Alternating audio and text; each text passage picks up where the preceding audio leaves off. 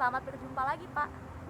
Sekarang saya sedang berada di unit pelaksana teknis pembibitan yang merupakan bagian dari taman di daerah Cihapit.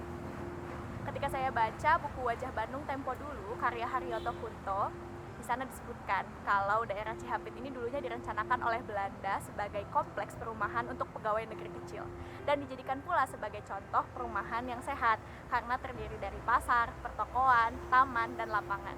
Saya jadi penasaran, gimana ya tata bangunan di sekitar kawasan Cihapit ini dan bagaimana perkembangannya hingga saat ini. Apakah masih sama seperti yang direncanakan ataukah sudah mengalami perubahan? Nah, jadi sekarang saya mau jalan-jalan.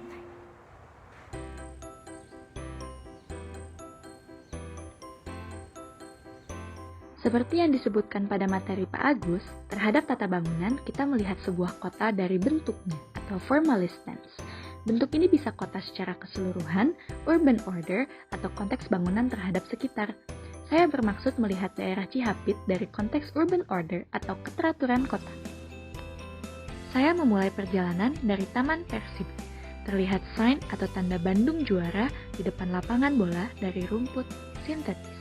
Terdapat drainase dan pohon rindang yang mengelilingi lapangan. Terdapat pula artikulasi sudut jalan berupa pagar tanaman pendek dan residensial yang dimundurkan dengan perubahan berupa penambahan sign untuk komersial. Detail bangunan terlihat seperti gaya arsitektur kurang lebih tahun 1930 dengan atap perisai, jendela persegi panjang, dan ekspresi batu alam pada bagian bawah bangunan. Kawasan sekitar memiliki karakter serupa dengan beberapa bangunan mengalami perubahan ekspresi.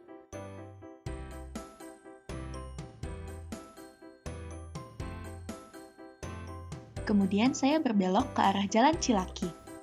Pada jalan ini, saya menemukan residensial yang menghormati keteraturan konteks meskipun mengalami perubahan ekspresi seperti penggunaan atap bitumen, aplikasi pola horizontal dengan cat abu tua, dan kisi vertikal yang lebih rapat pada pagar. Alih fungsi hunian menjadi komersial terlihat dari tanda yang diberikan dan pagar yang terbuka lebar.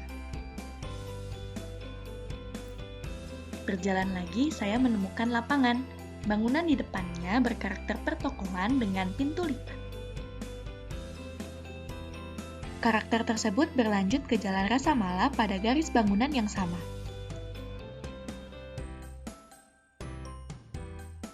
Pada sebuah perempatan, terlihat dua artikulasi yang berbeda. Mungkinkah pagar dengan batu alam dan bata lebih baru umurnya dibanding pagar dinding rendah dan tanaman boxwood? Fungsi residensial masih terlihat dominan, namun dengan variasi tinggi bangunan dan bentuk pagar. Sementara pada Jalan Bengawan, banyak hunian yang berubah menjadi komersial. Hal tersebut menyebabkan wajah jalan tidak tampak seragam. Setback digunakan sebagai lahan transisi, tempat parkir, dan pelebaran tempat berjualan.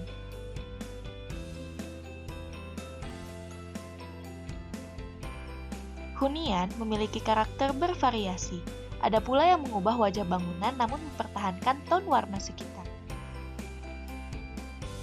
Terdapat GPIB Maranatha yang dibangun pada tahun 1949, berdampingan dengan bangunan-bangunan tambahan yang menghiasi pertigaan.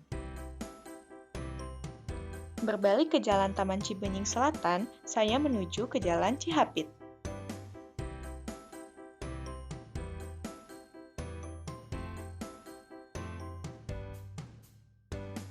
Pemberhentian terakhir saya adalah daerah di sekitar Pasar Cihapit.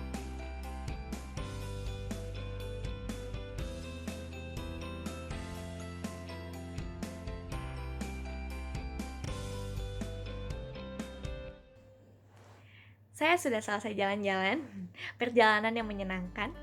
Saya dapat melihat keindahan kawasan masa lalu Cihapit yang mungkin selama ini terlewat oleh saya karena lebih sering menggunakan kendaraan. Seperti yang kita lihat, keteraturan kota pada kawasan Cihapit menurut saya terletak pada 4 hal, yaitu setback bangunan yang cukup besar, ekspresi bangunan, ketinggian bangunan, dan peletakan vegetasi di sepanjang jalan. Menurut saya, dalam kasus ini, setback bangunan terlihat dipertahankan, begitu pula dengan vegetasi. Namun, terjadi perubahan ekspresi disebabkan penggantian material, perubahan bentuk, atau penambahan sign. Beberapa bangunan berusaha melebur dengan konteks sekitar. Ada pula yang lebih kreatif dalam menginterpretasikan konteks ke dalam desain. Salah satu penyebab perubahan ekspresi ini menurut saya adalah transformasi dari hunian menjadi komersial. Saya pribadi berharap jikapun suatu saat kawasan ini berkembang menjadi sebuah kawasan dengan identitas baru, tetap ada suatu cara agar sejarah Kota Bandung tidak terlupakan, karena manusia membentuk sejarah dan sejarah menjadi saksi bisu atas perkembangan manusia yang memiliki banyak pembelajaran. Terima kasih sudah mengikuti video saya hingga akhir. Saya harap ada manfaat yang bisa didapatkan dari sini. Mohon maaf bila ada kesalahan. Saya izin undur diri, semoga sehat selalu.